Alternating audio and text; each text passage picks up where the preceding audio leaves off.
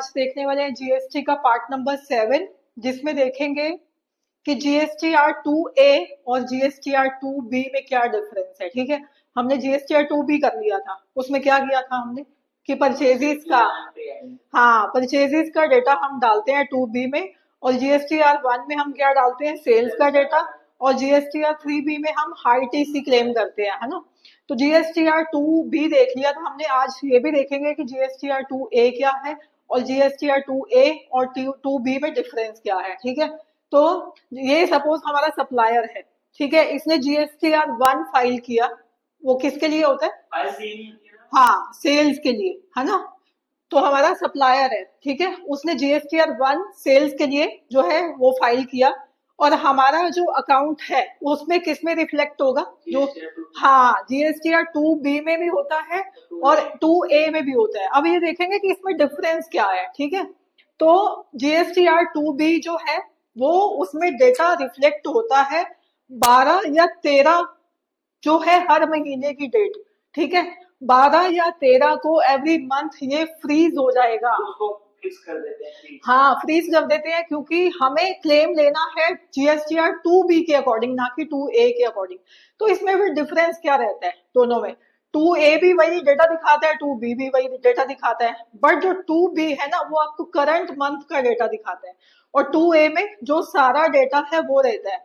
तो उसका जो अपडेशन है वो परपेचुअली होता रहता है, रेगुलरली होता रहता है। और 2B जो है वो आपको 12 या 13 जो है मंथ वही तक दिखेगा, उसके बाद वो क्लोज कर देती है गवर्नमेंट, उसको फ्रीज कर देती है, वो डेटा आपकी 2B में रिफ्लेक्ट नहीं होता। क्यों नहीं होता, क्या कारण है, हाँ उसका रीजन ये है कि अगर हमारा सप्लायर जीएसटीआर 1 फाइल करने की ड्यू डेट कब है, 11th ऑफ एवरी मंथ, है ना।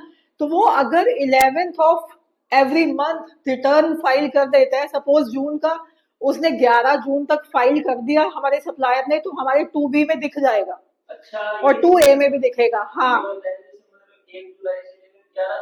हाँ यस, हाँ यदि 12 हो गया हाँ, तो 2A में तो दिखेगा, 2B में नहीं दिखेगा। तो हमें गवर्नमेंट क्या कहती है कि आप अपने सप्लायर को बोलो कि वो टाइमली रिटर्न फाइल करे, या उसका पैसा रोक लो तुम, तो अपने आप फाइल करेगा वो रिटर्न। क्योंकि अगर आपका ये नहीं है कि आपका वो जो आप क्लेम नहीं कर सकते या आपका पैसा जो है वो वेस्ट चला जाएगा, ऐसी बात नहीं है, वो अगले महीने हमें शो होगा, बट 1 महीने का डिले आपको मिलेगा फिर। ठीक है, तो इसमें डिफरेंस क्या हुआ कि जीएसटी जो जीएसटीआर 1 है उसका फाइलिंग डेट क्या होता है हमारे पास, 11। ठीक है, और 12 जून को हमें जो 2A और 2B में हमारा डेटा दिखेगा या नहीं दिखेगा, तो 12 जून को हमारा जीएसटीआर 2 में डेटा दिखेगा, 2B में बंद हो जाएगा, नहीं दिखेगा। वो हमें जुलाई में देखेगा, तो जुलाई में दोनों जगह दिखेगा हमें। ठीक है, जुलाई में दिखेगा, जून में नहीं। हाँ ये रीजन अभी हम बताते हैं। When you file your GSTR 3B, the input tax credit should be according to GSTR 2B, not 2A। ठीक है, जो हमने आईटीसी क्लेम करना है, ठीक है, वो हम 2B के अकॉर्डिंग करेंगे, 2A के अकॉर्डिंग नहीं करेंगे। और ये गवर्नमेंट ने क्यों किया, to promote the timely filing of return. ठीक है, जीएसटीआर 2A जो है परपेचुअली अपडेट होता रहता है, और जीएसटीआर 2B वो फ्रीज हो जाता है। ठीक है, तो इसमें गवर्नमेंट ने क्या किया कि 2A में तो टोटल डेटा रहेगा आपका, जो कि आपका क्या होता रहेगा, कॉन्टिन्यूसली अपडेट होता रहता है, सारा डेटा शो होगा। बट जो हमें आईटीसी क्लेम करना है इन जीएसटीआर 3B, वो हम किसके बेसिस पे करेंगे, 2B के बेसिस पे, 2A के बेसिस पे नहीं करेंगे। हाँ, अगर उसने टाइमली भर दी रिटर्न आपके सप्लायर ने, तो आपको 2B में रिफ्लेक्ट हो जाएगा, और 3B में आप आईटीसी क्लेम कर लोगे उसी मंथ। हाँ हाँ, तो हाँ हाँ, तो जब आपका सप्लायर जीएसटीआर 1 भरता है तो आपके नेक्स्ट डे उसमें रिफ्लेक्ट हो जाता है 2B में।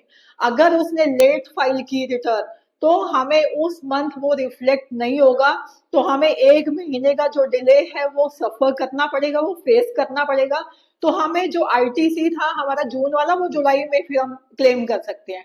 ठीक है, तो ये डिफरेंस है 2A में और 2B में। ठीक है, 2A जो है वो उसमें कॉन्टिन्यूसली अपडेट होता रहता है, बट हम आईटीसी क्लेम नहीं कर सकते उसके बेसिस पे। वो पूरा रिकॉर्ड दिखाता है हमें।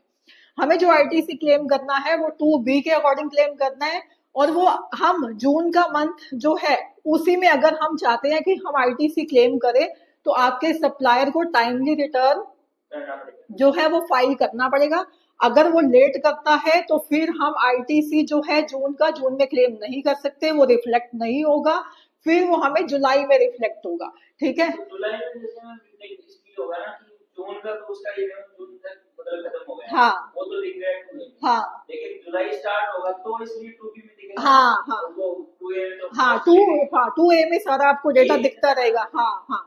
तो ये गवर्नमेंट ने क्यों किया कि 2B के अकॉर्डिंग ही आप आईटीसी क्लेम कर सकते हो, जब आपका सप्लायर का डेटा आपको रिफ्लेक्ट हो जाएगा आपकी परचेजेस में।